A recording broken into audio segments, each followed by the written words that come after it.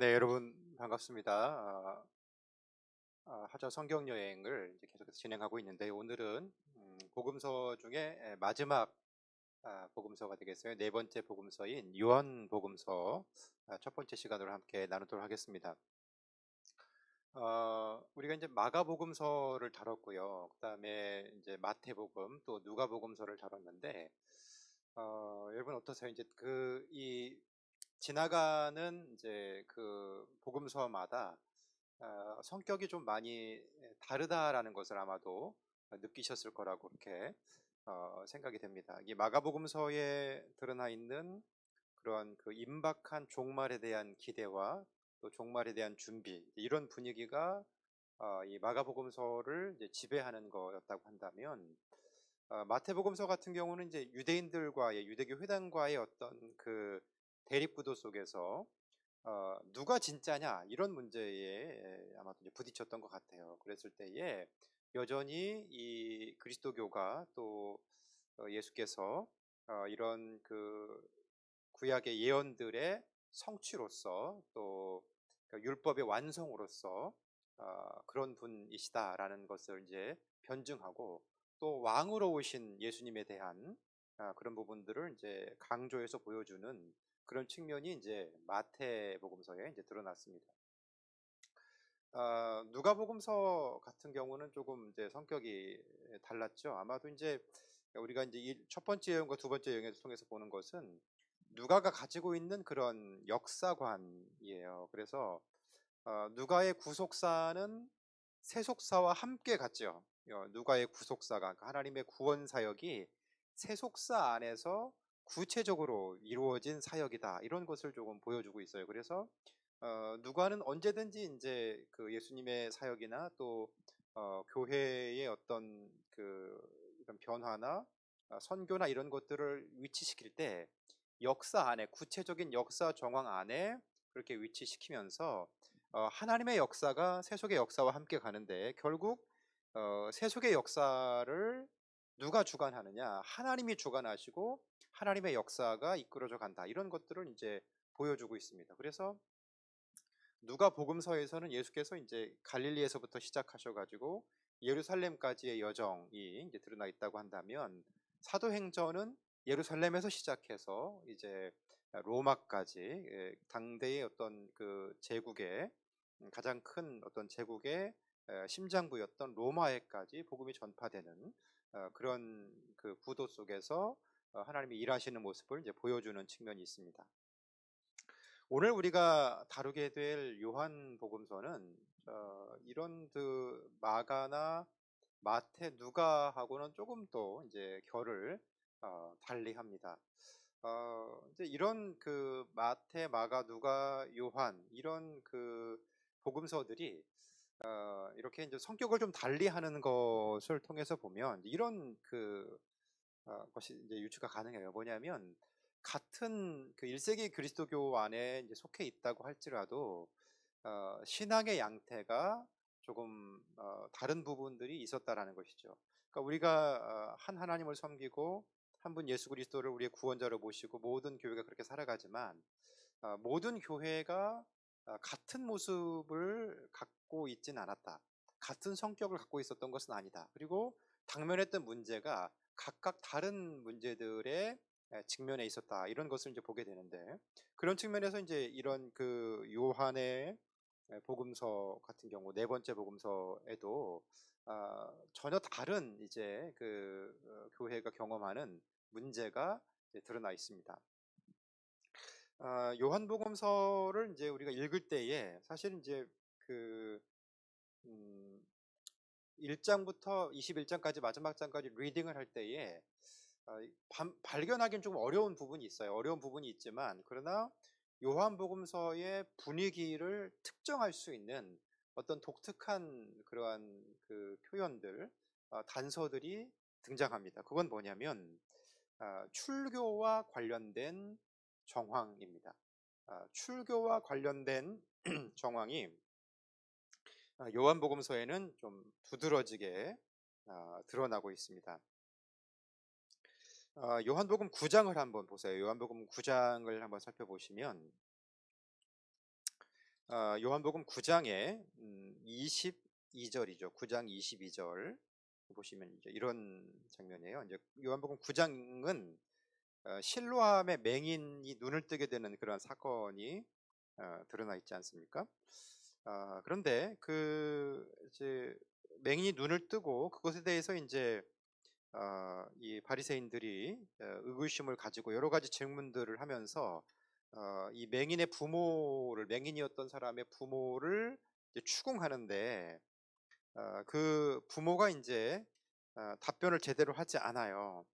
9장 21절에 보면 그러나 지금 어떻게 해서 보는지 또는 누가 그 눈을 뜨게 하였는지 우리는 알지 못하나이다. 그에게 물어보소서. 그가 장성하였으니 자기 일을 말하리이다. 그러니까 이 맹인이 눈을 뜨게 된 일련의 과정들이 어떻게 된 거냐 이렇게 이제 부모에게 물었는데 부모는 그것에 대해서 답변을 회피합니다. 그러면서 22절에 이렇게 해설이 나와 있죠. 이런 답변을 회피한 것은 그 부모가 이렇게 말한 것은 이미 유대인들이 누구든지 예수를 그리스도로 시인하는 자는 자 무엇하기로 결의하였으므로 이렇게 되어 있습니까? 9장 22절에 출교하기로 결의하였으므로 그들을 무서워함이로라 이렇게 이제 언급이 되어 있습니다. 우리가 이제 복음서를 읽을 때그 복음서가 갖고 있는 이 복음서라는 장르의 독특한 구성적인 측면이 있어요. 그게 뭐냐면 이런 거죠. 이제 언급을 드린 적도 있는데 지금 이제 이 요한복음서에서 예수님에 대해서 얘기를 하잖아요. 예수님 시대에 있었던 일들을 얘기하잖아요. 그러니까 과거의 일들을 얘기하는 겁니다. 그렇죠? 그러니까 요한복음서를 기록한 것이 이제 1세기 후반, 뭐 2세기 초반 이렇게 보는데 90년대 한 중반 정도 보는 것 같아요. 그런데 예수님이 살아계실 때는 몇 년이에요? AD 한 30년경 이렇게 보면 그 이전 30년경에 돌아가셨다고 보면 그러면 시간이 얼마가 벌어져 있습니까? 이 복음서를 이렇게 쓸 때하고 요한복음서 같은 경우에 60년이라는 시간이 벌어져 있죠. 그러니까 복음서를 이제 읽으실 때 예수님에 관한 이야기니까 우리가 이제 몰입해서 들어가다 보면 AD 30년에 예수님에게로 들어갑니다. 그렇죠? AD 30년에 예수님에게로 들어가서 그런 이야기들을 듣고 이제 예수님의 행적들을 보고 예수님 말씀을 들어요. 그렇게 이제 고안이 된 거죠. 그런데 이것을 쓴 시점은 AD 90년대 중반. 뭐 마태나 누가 같은 경우는 80년대 중반. 뭐 이렇게 이제 보잖아요. 그러면 예수님에 대한 이야기와 예수님에 대한 이야기 그리고 이것을 썼을 때에 그 AD 90년 중반에 쓰여진 예수님에 관한 이야기들이 이것을 이제 90년대에 쓰면 쓰고 독자들이 있을 거 아니에요. 그 독자들하고 이 예수님의 이야기가 상관관계가 있어야 될까요? 없어야 될까요? 연결이 있어야 될까요? 없어야 될까요? 그러니까 아무 연결이 없으면 이 의미는 이 예수님에 관한 말씀은 오늘 우리의 문제와 상관이 없으면 무의미한 것이 되겠죠. 전혀 상관없는 이야기가 될 거예요. 그런데 오늘 이제 우리가 21세기에 이 말씀을 읽으면서도 예수님께서 하시는 말씀을 누구에게 하시는 말씀으로 듣죠? 우리에게 하시는 말씀으로 듣잖아요. 그렇죠? 그렇게 읽을 때 성경 말씀이 의미가 있고 나에게 다가오는 그런 살아있는 말씀으로 읽혀지는 것입니다.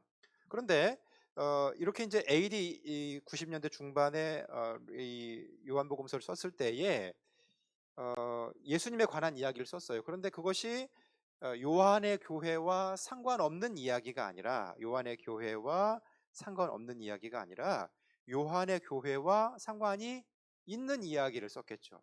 왜냐하면 요한의 독자 요한이 이제 이런 글들을 썼을 때에 오늘 우리를 읽으라고 처음에 쓴 것은 아닐 거예요. 그러니까 1차 독자가 우리 자신은 아니란 말이죠. 우리 자신은 아니고 1차 독자는 요한의 교회에 성도들이 읽는 것, 그것이 이제 첫 번째 독자들이었을 거예요. 그런데 이러한 그 요한의 독자들이 읽을 수 있게끔 그렇게 이제 쓰여진 것이기 때문에 당연히 예수님에 관한 이야기를 하고 있지만 예수님의 입을 빌어서 누구에게 하는 말씀이냐면 결국은 이제 요한의 교회의 신자들, 요한의 교회의 독자들에게 주어지는 말씀이라는 것이죠. 그런 측면에서 봤을 때에 지금 요한복음 9장 22절에 언급된 이 출교라는 용어가 이제 이렇게 사용이 됐는데, 이 출교의 문제는 예수님 당시의 문제가 아닐 가능성이 많습니다. 그러니까 예수님 당시의 유대교는 그리스도교와 이렇게 분리가 되지 않았어요. 예수님 당시의 유대교는 그리스도교와 분리가 된 유대교가 아니라는 것이죠. 그래서 그런 측면에서 봤을 때 출교라는 용어가 이제 물론 있었겠지만은, 그러나 그리스도이기 때문에 예수를 믿기 때문에 출교를 한다, 이런 전제가 AD 30년의 상황에서는 불가합니다. 그런데 언제 상황에서는 가능하냐면 AD 70년 이후에 유대교가 막 이렇게 성립해 간다 그랬죠. 무엇 중심으로요? 말씀 중심으로. 유대교가 이제 성전 중심의 유대교를 떠나서 AD 70년 이후에 말씀 중심의 유대교, 성경 중심의 유대교로 그렇게 변화해 가면서 어, 성경 중심인 것, 유대교적인 것과 그렇지 않은 것을 선명하게 가르기 시작했어요. 그러면서 기독교와 유대교가 이렇게 이제 완전히 분리가 되는 작업이 벌어졌는데, 그 이후에 이제 이 기독교인들이, 유대교에 속해 있었던 기독교인들이 출교 당하는 일들이 비일비재하게 일어났습니다. 그러니까 지금 예수께서 이 출교라는 말을 하고 있지만은, 이 출교는 결국 누가 출교를 당했는가 그랬을 때에 요한의 교회에 속해 있던 성도들이 출교를 당한 것입니다. 이게 이제 16장 22절에서 한 번만 언급되는 것은 아니에요.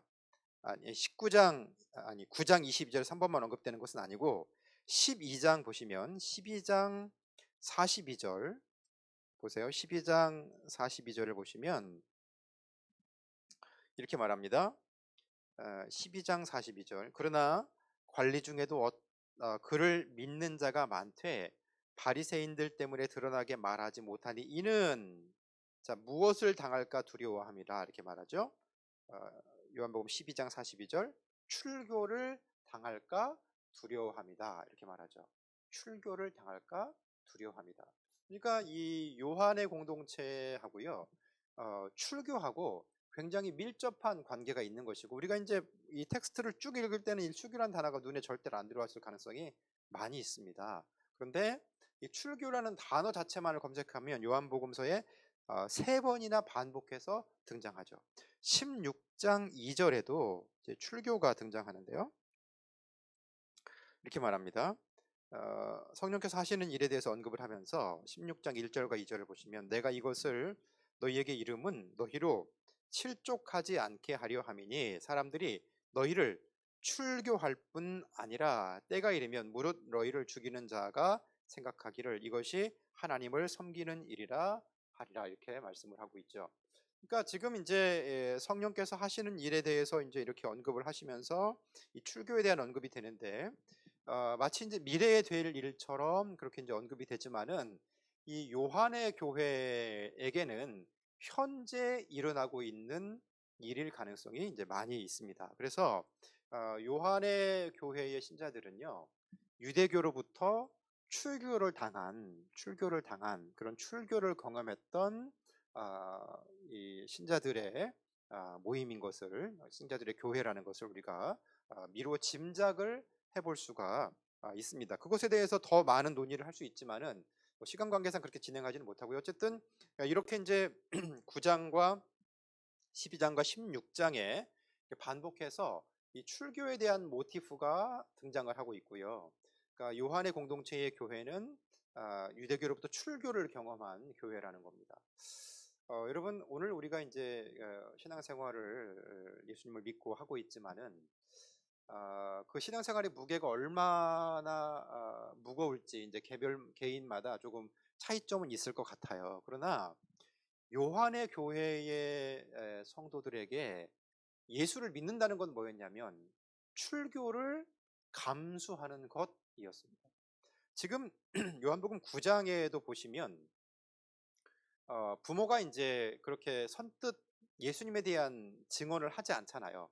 왜 그렇게 하지 않죠? 무엇을 두려워해서요? 출교를 두려워했기 때문에 그렇습니다. 그러니까 이 실로암에서 눈이 멀었던 실로암의 맹인의 부모와 실로암의 맹인은 이제 서로 다른 카테고리에 포함이 되는 거예요.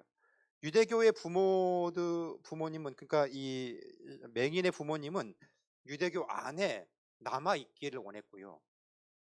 그리고 맹인은 그리스도교에 속해서 예수의 제자라고 스스로를 얘기합니다. 그렇게 그리스도교로 들어와서 그렇게 생활하기를 원했습니다. 그러니까 지금 같은 가족이지만 갈라진 겁니다. 같은 가족이지만 갈라진 거예요. 사실 뭐 그 오늘날 같으면 이제 출교라고 하는 것을 그렇게 두려워하지 않을 수 있어요. 왜냐하면 뭐 교회가 여기 하나뿐인가? 다른 교회가 생활하면 되지 이제 이렇게 생각할 수 있지만 유대 사회는 그렇지 않았습니다. 유대 사회가 이 단일 종교 국가잖아요. 단일 종교 사회예요. 그러니까 유대교가 지배적인 그러한 국가입니다. 그러니까 가족들도 전부 다 같은 유대교에 속해 있고 이웃들도 같은 유대교에 속해 있는 거예요. 우리가 이제 경제 생활을 하려고 하면 내가 노동력을 제공하고 그것에 대한 대가를 이렇게 받는 거 아니겠습니까? 그런데 그 대가를 주는 주체가 누구예요? 유대교의 같은 신자들이라는 거죠. 그러니까 이러한 그 유대교로부터 출교를 당했다라는 것은 굉장한 사회적인 불이익을 당했다라는 말과 같은 겁니다. 단순히 이 회당에 더 이상 출입을 못해 이 정도의 말이 아니라 완전히 사회에서 고립되는 것을 의미합니다. 그러니까 지금도 이제 회교도 사회에 가보게 되면 그 안에 뭐 예를 들면 방글라데시나 이런 그 회교 사회 안에 그리스도인들이 존재하지 않습니까? 그리스도인들이 있습니다. 그 그리스도인들은 태어날 때부터 이제 그리스도인들인데 그리스도인 가정에서 태어나면 그리스도인이에요. 그런데 그 그리스도인들에게는 다른 종류의 신분증이 주어집니다. 그러니까 색깔이 달라요. 신분증의 색깔이 다르다고 해요. 그러니까 그런 사회적인 어떤 그 하층민이 되고요. 절대로 주류 사회에 진입을 할 수가 없습니다. 주류 사회에 진입을 할 수가 없고 사회적 하층민으로 당하고 하층민으로서 이제 핍박 가운데에 거하고 그리고 경제적으로 굉장히 취약합니다. 왜냐하면 아무도 그들을 사용하지 않아요. 그렇게 높은 지위에 올리지도 않을 뿐만 아니라 경제적으로도 굉장히 어려움에 처하게 만들고 때때로 테러를 가합니다. 테러를 가해서 목숨을 잃기도 하고 그런 일들이 이제 벌어지는데 이 요한의 교회의 성도들이 처했던 상황이 그와 유사한 상황이라는 겁니다. 그러니까 이 출교의 상황을 경험했고요. 출교의 상황을 경험했고 이러한 그 출교로 인해서 가족이 찢어지고 지금 맹인의 부모도 가족이 찢어지지 않습니까? 가족이 찢어지고 또 이러한 어떤 경제적인 불이익을 감수해야만 하는 그러한 어려움 가운데에 신앙생활을 이제 요한의 교회의 성도들이 하고 있다라는 겁니다. 그들을 지탱하게 했던 힘이 뭘까? 결국은 예수 그리스도이시고요. 그들을 지탱하고자 했던 힘이 결국은 예수 그리스도이시고 또 하나님 나라에 대한 소망이라고 생각합니다. 우리가 오늘 이제 21세기 교회의 한 구성원으로서 우리가 가족교회에 이렇게 출석해서 생활을 하고 있지만 그런데 한편으로 이제 신앙생활이 어렵죠. 뭐 요즘 같은 이제 코로나 상황 가운데에 더 어렵지만은 우리가 애써서 그래도 신앙을 지키고 교회를 지키고 소중히 여겨야 하는 이유는 우리와 다른 시대에 살았던 특별히 이제 우리가 요한복음서에 이제 집중을 하고 있는데 그러니까 이런 요한의 교회의 성도들은 우리보다 훨씬 더 어려운 상황 가운데에 신앙을 지켜내고 이 또한 교회의 생활을 하고 그렇게 믿음 가운데에 살아냈다라는 것입니다. 오늘 우리가 이러한 그 사회적인 핍박을 노골적으로 당하진 않잖아요. 이런 예수 믿는 것 때문에 이 가족이 막 찢어지는 아픔을 그렇게 심각하게 경험하진 않잖아요. 그러니까 이제 그런 측면에서 우리가 이런 그 1세기에 이런 종류의 신앙 유형을 갖고 있었던 그런 성도들도 있었구나라는 걸 생각하면서 우리 요한복음서를 그렇게 접하셨으면 좋겠습니다. 어, 네. 요한복음서는 이제 그 성서에 보면 요한자가 붙어 있는 그러한 그 책들이 이제 많이 있죠. 우리가 알고 있는 요한복음 또 뭐가 있어요? 요한 1서, 요한 2서, 요한 3서, 요한 계시록 이렇게 이제 어, 어, 요한자가 붙어 있는 그러한 책들이 이제 많이 있습니다. 그래서 우리가 이제 요한이 다 붙어 있기 때문에 이 저자 문제에 대해서 그러니까 같은 요한인가 다른 요한인가 이제 이런 그 의문이 좀 들 수도 있습니다.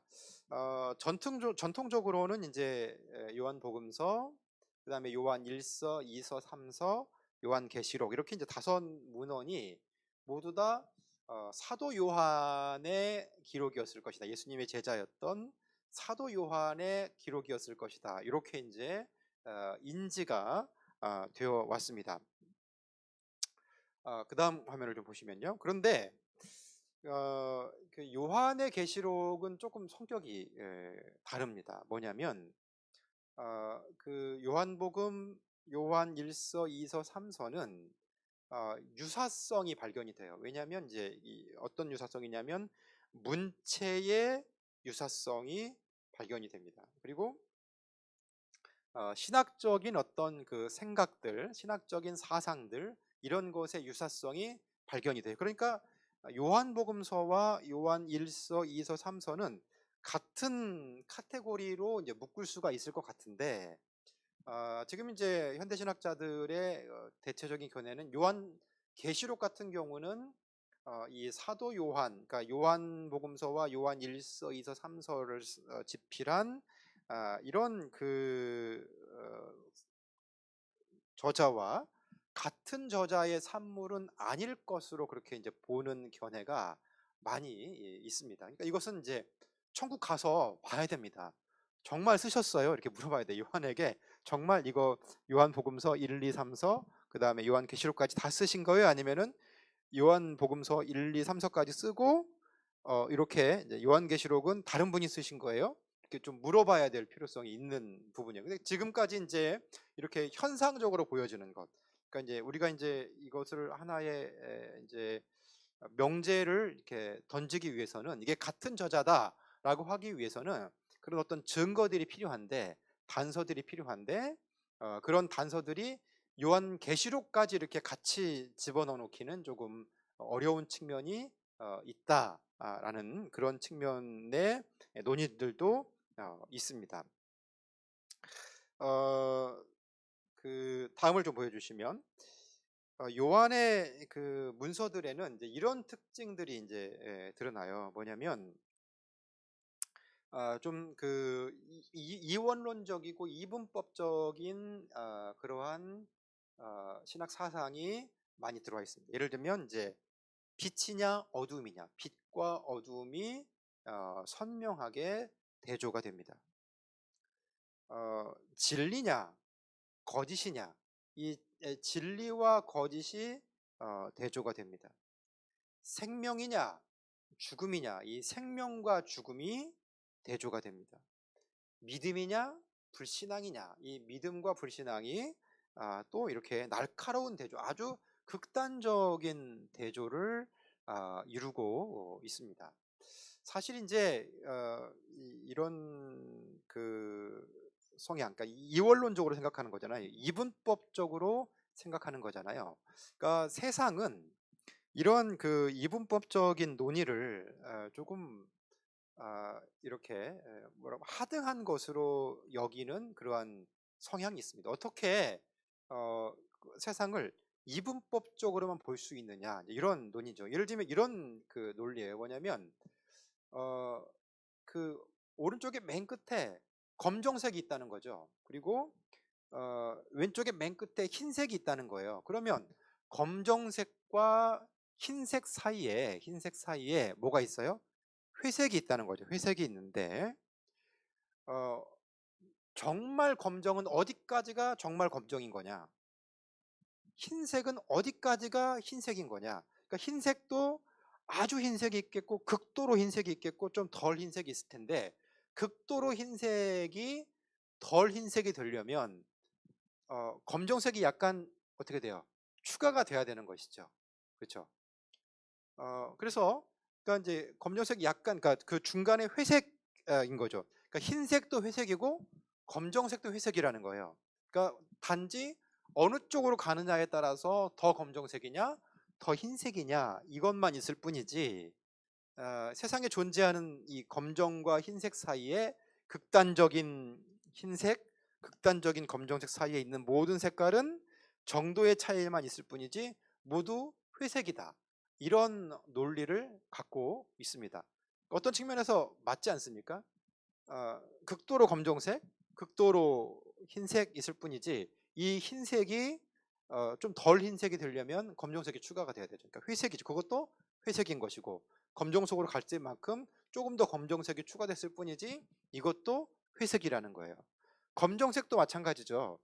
극도의 검정색이 있는가 하면 이것이 이제 좀 덜한 검정색이 되려면 흰색이 추가가 돼야 되니까 이것도 일종의 회색이다. 이런 논리가 있는 거예요. 그래서 어떤 한쪽으로 치우치기보다는 이게 양립되어야 하고 이 중간 지점에 서 있는 것이 정당한 것이다. 이런 종류의 논리를 펼 수가 있습니다만은 성경의 관점은 조금 다릅니다.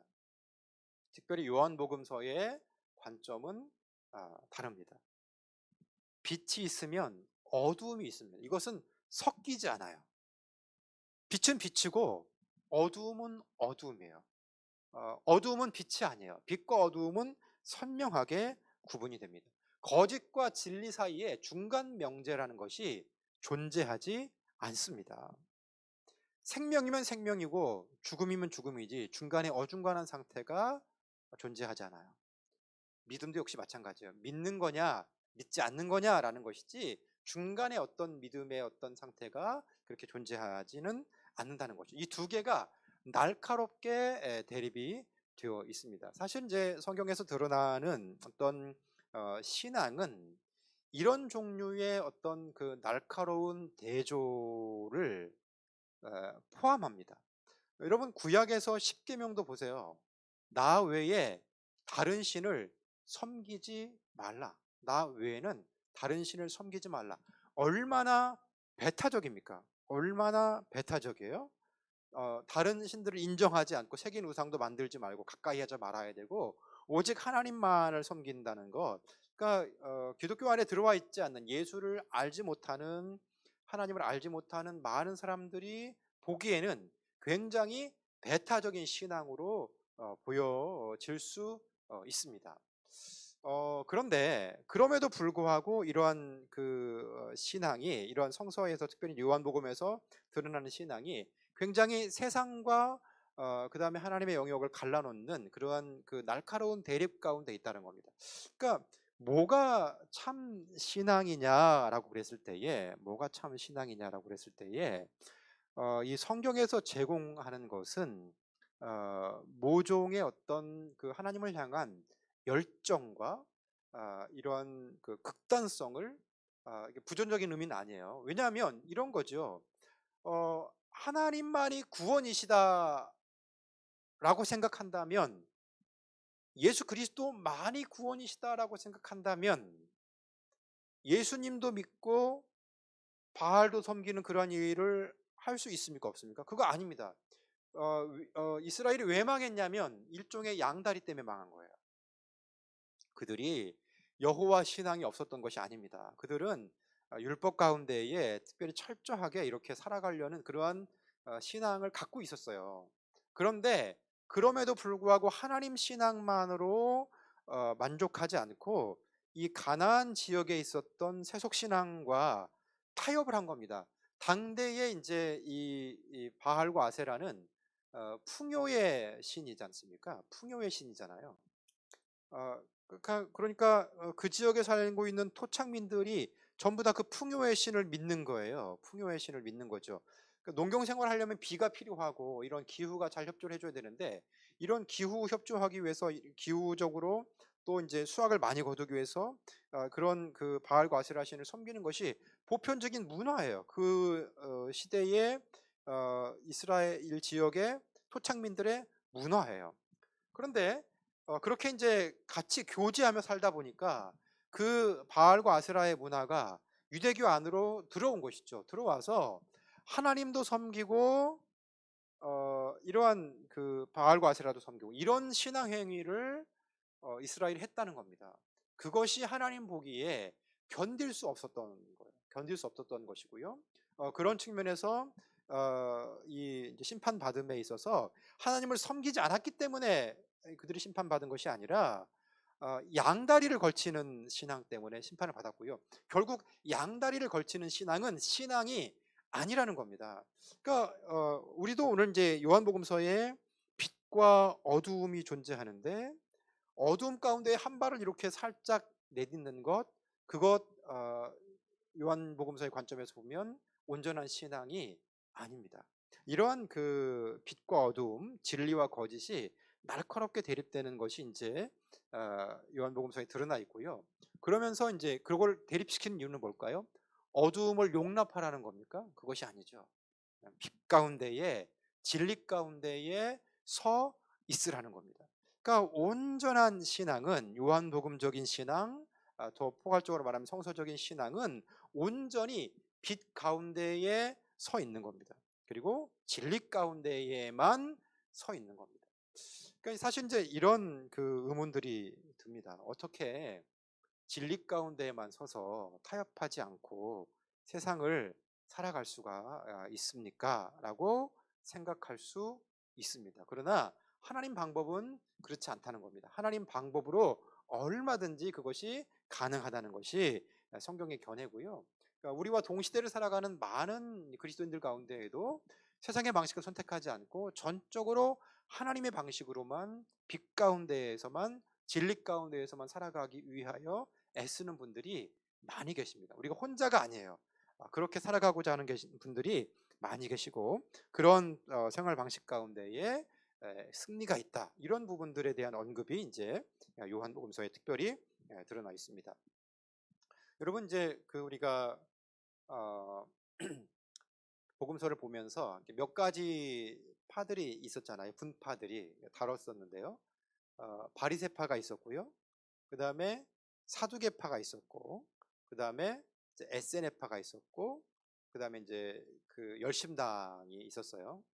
열심당이 있었는데, 바리새파는 우리가 이제 마태복음서 같은 경우도 굉장히 이제 부정적으로 언급이 되고, 이 요한복음서에서도 굉장히 부정적으로 언급이 되지요. 이 바리새파의 특징은 뭐냐면 말씀 중심의 삶을, 그러니까 하나님 말씀을 고지고대로 지켜내려는 그런 신앙을 갖고 있는 사람들입니다. 그게 이제 바리새파예요. 사두개파는 뭐냐면요. 사두개파는 현실을 굉장히 중요하게 생각해요. 현실을 중요하게 생각하기 때문에 부활, 천사 이런 거 믿지 않습니다. 왜냐하면 현실이 중요하다고 생각해요. 그래서 지금 그 1세기 유대교 상황에서도 그 1세기 유대교회를 이제 둘러싸고 있는 그런 그 세력들이 있었지 않습니까? 셀루시드 왕조도 있었고, 그 다음에 이제 그 뒤로 로마가 이제 이렇게 틈타고 들어오는데, 그러한 그 로마나 이러한 그 외부 세력들, 그러니까 이스라엘보다 그 위에 상위에 있었던 그런 그 정치 세력들과 굉장히 쉽게 타협을 했습니다. 사두개인들은 쉽게 타협을 했던 사람들이에요. 이제 그런 부류가 있었어요. 그러니까 굉장히 현실적이고 합리적인 리저너블한 사람들이죠. 그런 신앙 유형을 갖고 있었고요. SNF파 같은 경우는 세상이 이제 그렇게 험하게 돌아가니까 따로 떨어져 살았습니다. 지금 같으면 이제 수도원 같은 그러한 공동체를 형성해서 사회 인근에서 이제 따로 떨어져서 살고 이제 그렇게만 살았어요. 이제 그런 신앙 부류도 있어요. 그리고 어, 열심당 같은 경우는 예를 들면 이제 가룟 유다 같은 사람이 이제 열심당인데, 열심당 같은 경우는 어떻게 신앙생활했어요? 우리가 움직여야 되지 않냐? 우리가 칼을 들고 싸워야 되지 않냐? 이런 그 정의를 실현하기 위해서, 그리고 하나님 나라를 위해서 우리가 기꺼이 칼을 들고 싸워야 되지 않겠는가? 자신들이 어떤 그 힘으로 이렇게 신앙생활, 그 하나님 나라를 이루어 가려고 했던 그런 사람들이에요. 그러니까 신앙 유형이 각각 다르죠. 바리새인들도 다르고, 사두개인들 좀 합리적인 사람들이고, 그 다음에 SNF파, 그러니까 사회와 이제 스스로를 분리시키고 그렇게 이제 말씀 중심, 기도 중심으로만 살아가려고 하고, 그 다음에 또 열심당, 그러니까 자신의 힘으로 우리가 투쟁해서 이뤄내자, 이런 유형들을 이제 갖고 계시단 말이에요. 여러분 주관은 어떠세요? 어떤 유형에 여러분 속해 계십니까? 그런데 AD 70년을 지나면서 이 네 개 중에, 네 가지 분파 중에 세 가지 분파가 사라져 버리고 한 가지 분파만 남았어요. 누가 남았을까요? 어떤 분파가 남았어요? 바리새파만 남았어요. 바리새파만.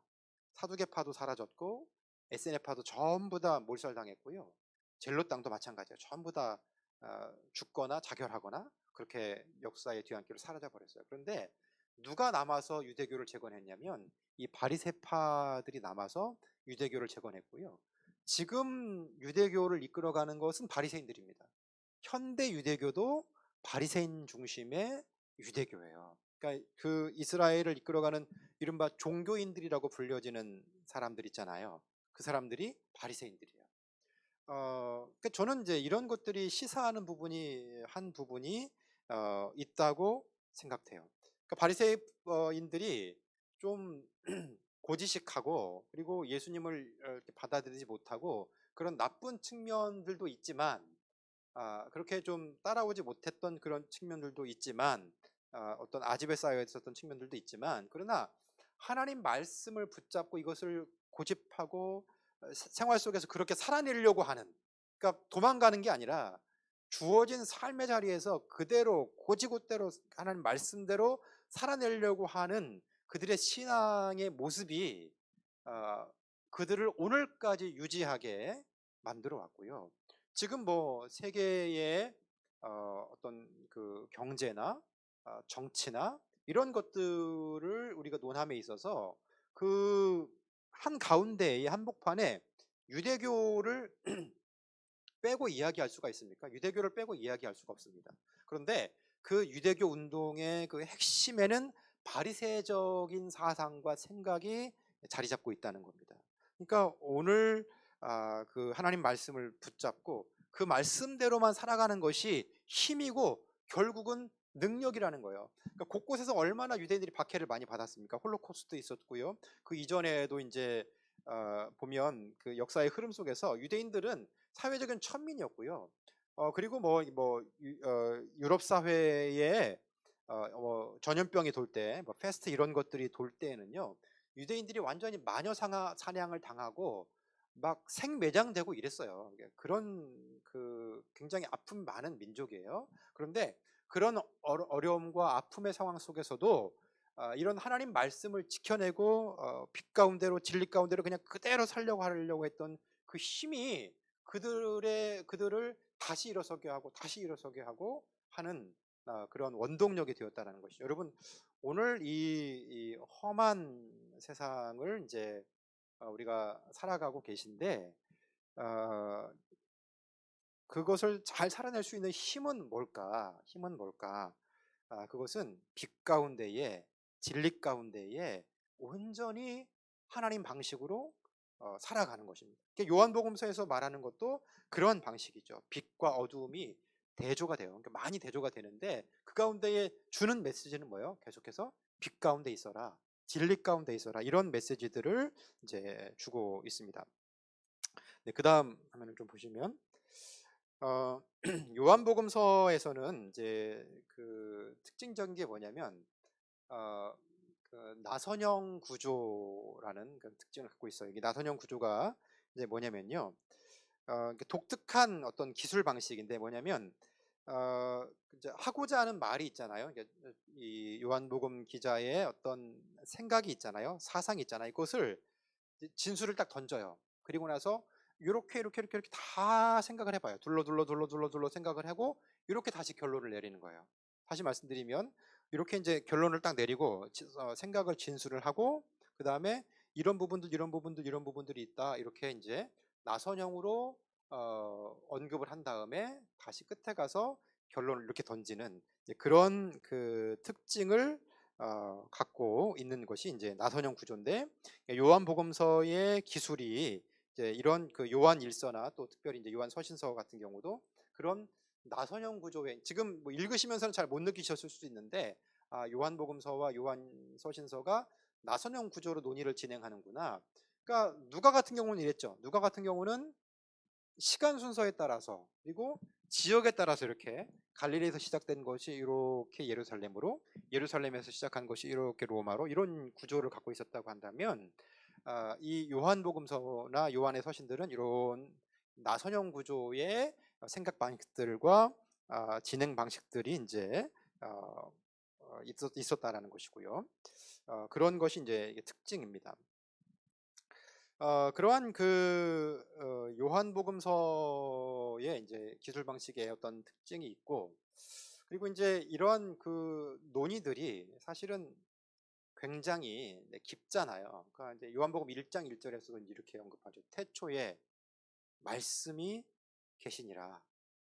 이 말씀이 하나님과 함께 계셨으니 이 말씀은 곧 하나님이시니라. 이제 요한복음 1장 1절에 이제 그렇게 언급이 되는데, 그러니까 이러한 그 신학적인 사상이 요한복음서 같은 경우는 굉장히 깊습니다. 굉장히 깊어요.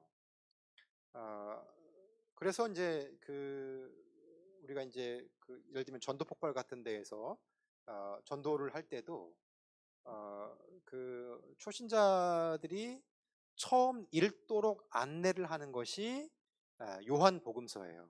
그래서 그 다양한 생각들을 해보게 하고 그다음에 예수님이 어떤 분이신가를 이렇게 변증해주고 증명해주는 역할을 이제 요한복음서가 이렇게 할 수가 있는데요. 그 생각이 이제 깊었던 이유가 뭘까? 이제 이런 그 생각을 해보게 되면 어떻게 이제 이런 사실 우리가 그런 말 던지기가 쉽지 않잖아요. 어느 날 갑자기 이제 아무것도 없는데 우리가 태초에 말씀이 계시니라 이 말을 어떻게 던질 수가 있겠어요? 어, 저는 못 던집니다. 저의 어떤 그 철학적 수준이나 신학적 수준에서 이거를 그냥 태초에 말씀이 계셨다. 이 언급을, 이 명제를 탁 던질 수 있다? 이거 정말 쉽지 않은 일인 거예요. 그 말씀이 하나님과 함께 계셨고 그 말씀은 곧 하나님이시다? 이런 언급을 할 수가 있을까요? 쉽지 않죠. 그러니까 뭐 어젯밤에 먹은 피자가 맛있었다 이런 말은 할 수 있지만 태초에 말씀이 계셨고 그 말씀이 하나님과 함께 계셨고 그 말씀이 곧 하나님이시다. 이런 명제를 어떻게 감히 던질 수가 있을까? 그들은 도대체 어떤 사람들인가? 이런 생각을 해보게 되는데 그들이 이제 그렇게 깊게 사유할 수 있었고 하나님에 대한 이해를 깊은 수준으로 갖고 갈 수 있었던 이유는 아마도 그들이 이런 유대교로부터 추방당한 정황 속에서 그렇게 이제 아마도 추방당했기 때문에 모종의 고립을 경험했을 거예요. 사회적인 고립, 이런 그 고립들을 경험하고 경제적으로 당연히 뭐 이렇게 풍성하지 않았을 것은 이제 분명해 보입니다. 그런 그 어려운 상황 속에서 하나님을 묵상하고 또 말씀 가운데에 그들의 어떤 그 신학적인 생각과 통찰이 고도화되었을 것 같다라는 저의 추정이에요. 그러니까 어쨌든 이러한 그 요한복음서의 신학 사상들은 이제 굉장히 깊은 종류의 신학 사상들이고요. 그러니까 읽어보시면 그 내용들이 굉장히 깊고 오묘하고 또 되새겨 볼 수 있는 그런 일들이고 아주 잘 조직된 그러한 책이라는 것을 우리가 알 수가 있습니다. 어, 그 다음을 좀 보여주시면요. 요한복음서의 이제 저자가 누구고 이제 어떤 사람이었겠는가, 이제 이런 그 논의를 좀 해볼 필요가 있는 것 같아요. 어, 요한복음서의 저자는 이제 일단 요한복음이라고 그렇게 읽히기 때문에 뭐 요한이었을 것이다, 당연히 이제 이렇게 추정이 됩니다. 추정이 되는데 그에 대해서 이제 언급들이 조금 그 복음서에 이렇게 나와 있어요. 한번 좀 찾아볼게요. 요한복음서를 기록한 사람이 어떤 상황 가운데 있었고 이제 누구였겠는가, 이런 부분들을 좀 추정할 수 있는 부분들이 있는데, 자, 요한복음 21장을 좀 보시면 요한복음 21장 20절부터 24절까지입니다. 요한복음 21장 20절부터 24절 보시면 이렇습니다. 베드로가 돌이켜 예수께서 사랑하시는 그 제자가 따르는 것을 보니 그는 만찬석에서 예수의 품에 의지하여 주님을 파는 자가 누구오니까 묻던 자더라. 이에 베드로가 그를 보고 예수께 여짜오되 주님, 이 사람은 어떻게 되겠사옵나이까? 예수께서 이르시되 내가 올 때까지 그를 머물게 하고자 할지라도 내게 무슨 상관이냐, 너는 나를 따르라 하시더라. 이 말씀이 형제들에게 나가서 그 제자는 죽지 아니하겠다 하였으나 예수의 말씀은 그가 죽지 않겠다 하신 것이 아니라 내가 올 때까지 그를 머물게 하고자 할지라도 내게 무슨 상관이냐 하신 것이러라, 이렇게 이제 언급을 하고 있습니다. 요한복음 21장 20절부터 24절까지의 이제 말씀을 보면 그 20절에 이제 특별히 이 용어가 등장하죠. 사랑하시는 제자, 사랑하시는 그 제자, 사랑하시는 그 제자라는 용어가 등장하는데, 요한복음서는 사랑하시는 그 제자가 베드로보다 우위에 있습니다. 그러니까 우리가 보통 일반적으로 베드로를 수제자라고 생각을 하잖아요. 수제자라고 이제 베드로를 생각을 하는데, 요한복음서가 바라보는 관점에서는 베드로보다 그 애제자가, 이른바 이제 애제자, 우리나라 신학에서만 쓰는 독특한 용어예요. 애제자, 사랑하시는 그 제자, 줄여서 이제 영어로, 아니 한글로, 한자죠, 애제자, 이렇게 이제 표현을 하는데, 사랑하시는 그 제자가 이제 등장을 해요. 그런데 그 사랑하시는 그 제자를 어떻게 묘사를 하냐면 20절에 보면 그는 만찬석에서 예수의 품에 의지하여 주님을 파는 자가 누구오니까 묻던 자더라, 이렇게 이제 언급을 하죠. 예수의 품에 안겨 있다는 거예요. 이게 무슨 말일까요? 왜 사랑하시는 제자가, 사랑하는 애제자가 예수님의 품에 안겨 있을까요? 그러니까 예수님의 품에 안겨 있는 이유는 뭐냐면 당시의 식사 습관 때문에 그래요. 그러니까 우리가 이제 레오나르도 다빈치의 최후의 만찬 보면은 테이블을 놓고 의자에 앉아서 식사를 하잖아요. 의자에 앉아서 식사를 하는데 그거는 이제 좀 왜곡에 있는 그림이고요.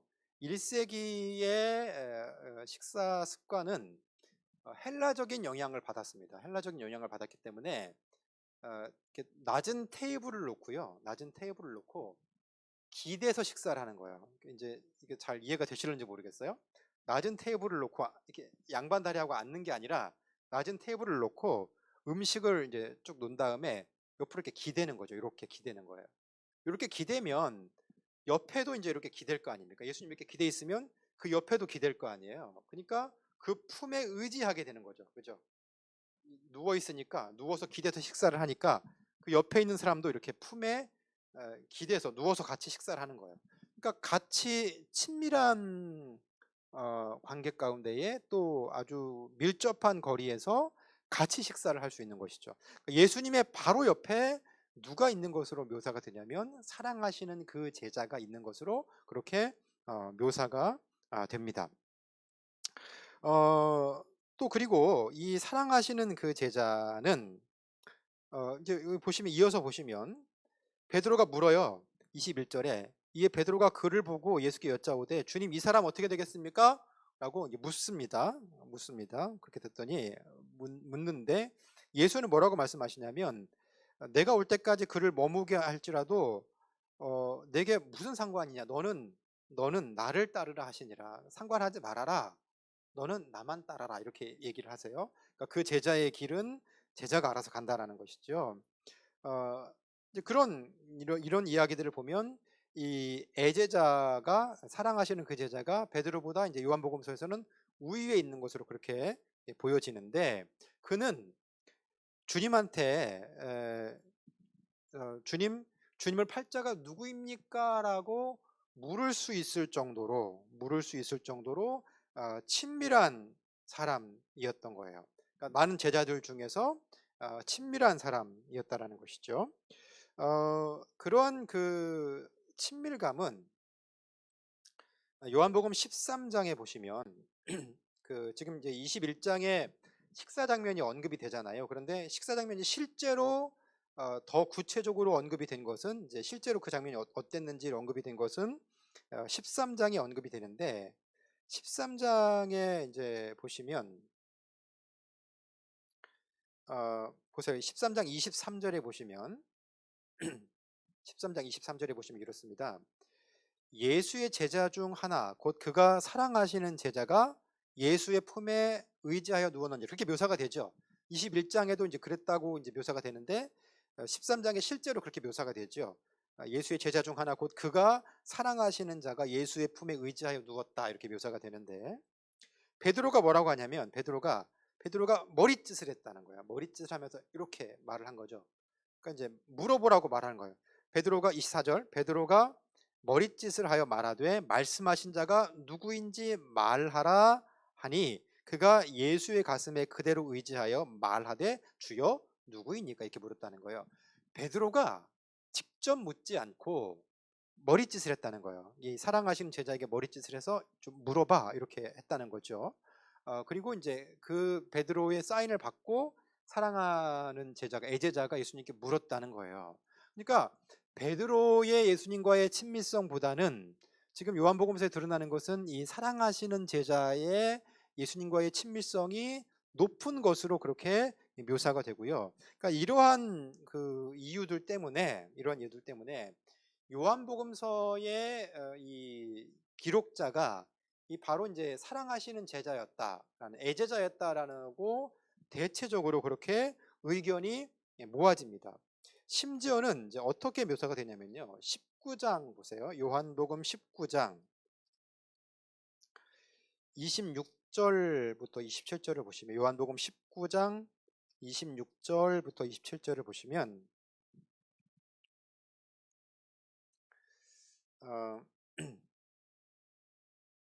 이렇게 언급이 되어 있어요. 25절부터 읽어볼게요. 예수께서 십자가 곁에는 그 어머니와 이모와 글로바의 아내 막달라 아내 마리아와 막달라 마리아가 섰는지라. 예수께서 자기의 어머니와 사랑하시는 제자가 곁에 서 있는 것을 보시고, 예수께서 십자가에 달리셨는데 어머니와 사랑하시는 제자가 곁에 서 있는 것을 보시고 자기 어머니에게 말씀하시되 여자여 보소서 아들이니이다 하시고, 이렇게 언급을 합니다. 아들이니이다 하시고. 그러니까 이 사랑하시는 이제 그 예수님이 십자가에 못 박히시면서 이제 공간적으로 분리가 될 거 아니에요. 목숨을 잃게 되니까. 그런데 또 이제 후에 승천하시게 되니까. 그런데 마리아에게 뭐라고 말씀하시면, 이 사랑하시는 제자에게 뭐라고 말씀하시냐면 여자여 보소서 아들입니다. 이 사랑하시는 제자를 아들이라고 하는 거예요. 그리고 27절에 보면 또 그 제자에게 이르되 보라 내 어머니라 하신대. 내 어머니라 하신대. 그러니까 어머니와 같은, 그러니까 그 요한이 사랑하신 그 제자가 아마도 요한일 것으로 보이고, 그 예수님의 어머니 마리아에게 너의 어머니다라고 그렇게 이제 말씀하시는 것이죠. 그리고 27절에 보면 그때부터 그 제자가 마리아를 어디를 모시냐면 자기 집에 모셨다, 이렇게 말합니다.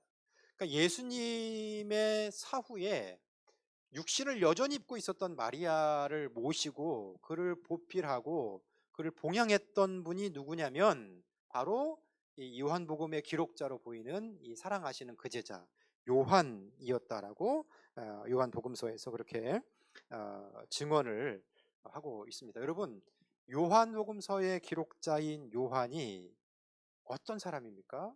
주님의 사랑하는 제자였고요. 주님이 사랑하는 제자였고, 사실 인간 예수로서, 하나님의 아들 예수이시지만 인간 예수로서 이제 십자가를 져야 하고, 어머니가 그 고통스러운 모습을, 자녀의 고통스러운 모습을 본단 말이에요. 그리고 이제 본인은 본인의, 예수님 자신의 미래 일들을 알고 계시죠.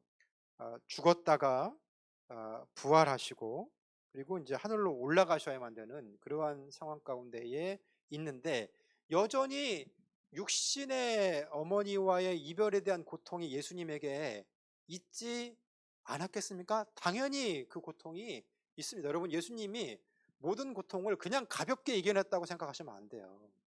겟세마네에 오르셨을 때에, 겟세마니에 오르셨을 때에 그 땀방울이 핏방울로 변한 것을 잊으면 안 됩니다. 그분도 어마어마한 고통을 갖고 계신 분이셨고, 그 어마어마한 고통을 감내하시는 분이셨다는 것이죠. 근데 그 고통의 순간에 예수님이 마리아를 누구에게 의탁하셨냐면 이 사랑하는 제자 요한에게 의탁을 하셨습니다. 가장 신뢰했던 제자였던 것이죠. 가장 신뢰했던 제자였던 것이죠. 그러니까 오늘 이제 요한복음서를 이렇게 첫 번째 시간으로 살펴보고 있는데, 요한복음서의 저자 요한이 어떤 사람이었겠는가? 어떤 사람이었겠는가? 주님의 무한한 신뢰를 받는 그런 충성스러운 종, 주님이 사랑하시는 제자 요한이었다라는 겁니다. 그렇기 때문에 여러분, 요한복음서가 깊다고 그랬잖아요. 깊잖아요. 그러니까 주님을 그만큼 깊게 알고 있는 겁니다. 하나님을 그만큼 깊게 이해하고 있는 것이고, 또 성령의 이런 역사나 이런 것들에 대한 이해가 분명한데, 성령 충만했고 하나님의 영에 이렇게 지배를 받았던 그러한 하나님의 사람이었던 것을 우리가 보게 됩니다. 요한복음서는 이제 읽다 보면 많은 부분들이 우리가 은혜가 되지만, 이 저자 요한으로부터 벌써 마음속에 은혜를 받게 되고, 우리가 하나님 앞에, 예수 그리스도 앞에 어떤 삶을 살아야 하는지를 우리가 되돌아보게 됩니다. 주님의 신뢰를 받던 요한이었고, 그 어머니, 아무데도 의탁할 것 없었던 그 어머니를 요한에게 의탁을 했습니다. 주님이 무엇인가를 이제 의탁하고자 하실 때에, 부탁하고자 하실 때에 누구를 찾아야 될까요? 우리 담임 목사님만 찾아야 할까요? 그러니까 여러분들 한 분 한 분이 이 요한과 같기를 소망합니다. 주님이 필요하신 그 자리에, 십자가 그 자리에 제자들 도망갔는데 요한이 그 자리에 있습니다. 십자가 달리시는 그 자리에 베드로 다 굴기 전에 3번 부인하고 도망갔는데 요한이 그 자리에 있습니다. 이건 뭐예요? 죽기를 각오한 거예요. 같이 그렇게 만약에 엮인다고 그런다면 죽기를 각오한 거고, 주님 가시는 그 자리에 내가 가겠다라는 그러한 헌신의 마음, 그런 사명의 마음이 요한에게 있었던 겁니다. 그래서 그 옆에 서 있는 겁니다. 마리아 모시고 그렇게 서 있는 거예요. 그러니까 주님이 일하시고 주님의 역사하시는 그 현장 가운데에, 고난의 현장 가운데 뒷짐지고 있는 것이 아니라 앞서가서, 베드로 도망갔지만 왜 여러분 베드로가 요한복음서에 나에서 첫 번째로 주목하지 못하는지를 아시겠죠. 그러니까 좀 부족한 부분이 있는 거예요. 사도 베드로였고, 전승에 따르면 로마 교회를 설립한 것으로 보이는 그런 베드로였고, 십자가에 거꾸로 못 박혀 죽었던 그런 순교자 베드로였지만은, 그러나 그의 모습 속에 온전치 못한 부분들이 또 있는 거예요. 그 십자가의 자리에, 예수님의 순환의 자리에, 자신의 목숨을 잃을 수도 있는 그 자리에 같이 했던 게 누구냐면 요한이었다는 겁니다. 그 요한에게 예수님이 어머니를 부탁하셨어요. 그러니까 오늘 우리의 신앙도 요한과 같기를 소망하고 축복합니다. 교회 안팎으로 또 주님의 일들이 얼마나 많이 있어요. 그 일들이 쉬운 일들이 아니죠. 주님의 일들은요, 십자가 지는 일입니다. 누구든지 나를 따르려거든 자기를 부인하고 자기 십자가를 지고 나를 따를 것이니라. 주님을 따르는 거는요, 십자가 지는 겁니다.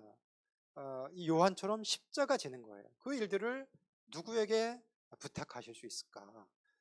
요한복음서를 읽고 또 그것으로부터 요한의 신앙을 본받고자 하는 그러한 여러분 한 분 한 분이 요한의 신앙을 본받아서 주님이 원하시는 그 자리에 주님 어떤 일들을 맡기실 때에 선뜻 그 일들을 행하실 수 있는 그런 믿음의 종들이 될 수 있기를 축복합니다. 이제 요한복음서 이제 마지막으로 한 가지를 더 다뤄보고 마치려고 하는데, 첫 번째 시간에는 20장과 21장 사이에 이제 갭이 있다는 거예요. 뭐냐면 그 요한복음 20장에서 마치 이제 그 요한복음이 끝나는 듯한 인상을 줍니다. 그 요한복음 20장 30절부터 보세요. 30절부터 보시면 요한복음 20장 30절과 31절 보세요. 예수께서 제자들 앞에서 이 책에 기록되지 아니한 다른 표적도 많이 행하셨으나 오직 이것을 기록함은 너희로 예수께서 하나님의 아들 그리스도이심을 믿게 하려 함이요 또 너희로 믿고 그 이름을 힘입어 생명을 얻게 하려 함이니라. 네, 여기서 끝나면 딱 좋죠. 그렇죠? 그러니까 이게 아마도 이제 그 요한복음서가 처음에 기록된 것은 20장까지 기록되었을 것으로 이제 보여요. 그래서 이 책을 왜 썼는지, 이 책을 기록한 목적을 얘기하고 있죠. 오직 이것을 기록함은 너희로 예수께서 하나님의 아들 그리스도이심을 무엇하게 하려고 믿게 하려 함이다. 이렇게 이제 말을 하고 있습니다. 그래서 너희로 믿고 그 이름을 힘입어 생명을 얻게 하려 함이다라고 이제 이렇게 마무리를 하고 있는데, 그러니까 요한복음서가 전체적으로 기록된 목적이 뭐라는 겁니까?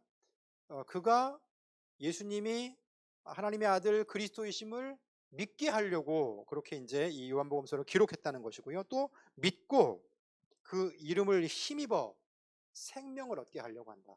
그러니까 예수의 이름 아니고서는 생명을 얻을 수 없다는 겁니다. 그래서 그런 그 이름을 힘입어서 생명을 얻게 하려고 이렇게 요한복음서를 기록했다는 건데, 21장이 이제 그 뒤에 붙여져 있죠. 그러니까 이제 20장과 21장 사이 어떤 모종의 갭이 존재를 하고요. 이 21장은 후대에 기록된 것으로 이제 보여지고, 그러니까 1장부터 20장까지 기록한 사람이 뒤에 기록했다기보다는 이 후대에 덧붙여진 것으로 보여집니다. 누가 기록했을까라고 그랬을 때에 이런 그 요한의 문서들을 계속 가지고 있었던 사람들이 있었잖아요. 그러니까 요한의 교회, 다른 학문적으로 말하면 요한 학파 이렇게 이제 언급이 되는데, 이런 요한 학파, 요한의 교회에 의해서 덧붙여진 것으로 그렇게 추정이 되고요.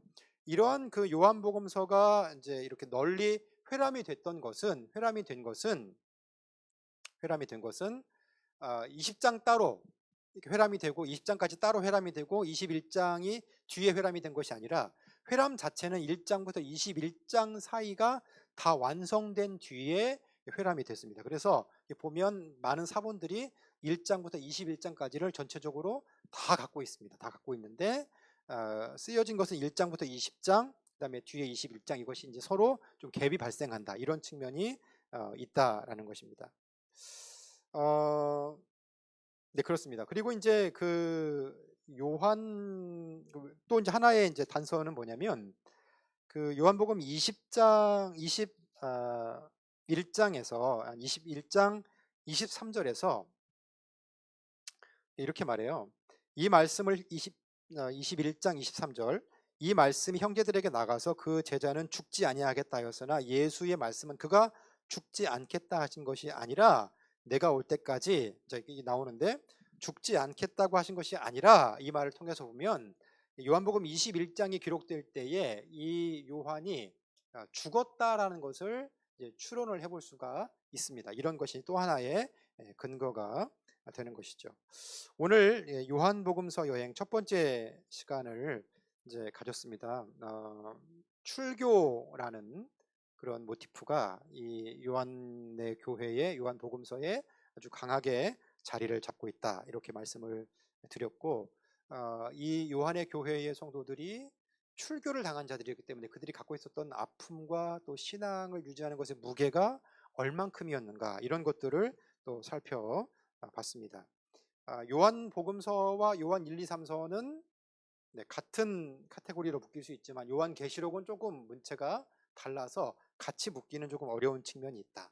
그리고 이 빛과 어둠, 또 진리와 거짓, 생명과 죽음 이런 사상들이 굉장히 대조적으로 드러난다. 이런 언급들을 드렸고요. 또 나선형 구조에 대해서 말씀을 드렸습니다. 그리고 요한복음서의 기록자인 요한은 어떤 사람이었는가, 이러한 부분들 이제 성경 본문에 나와 있는 그러한 근거들을 중심으로 좀 추론해보는 그런 시간을 가졌습니다. 오늘 요한복음서 여행 첫 번째 시간 여기까지 진행을 하도록 하겠습니다. 감사합니다.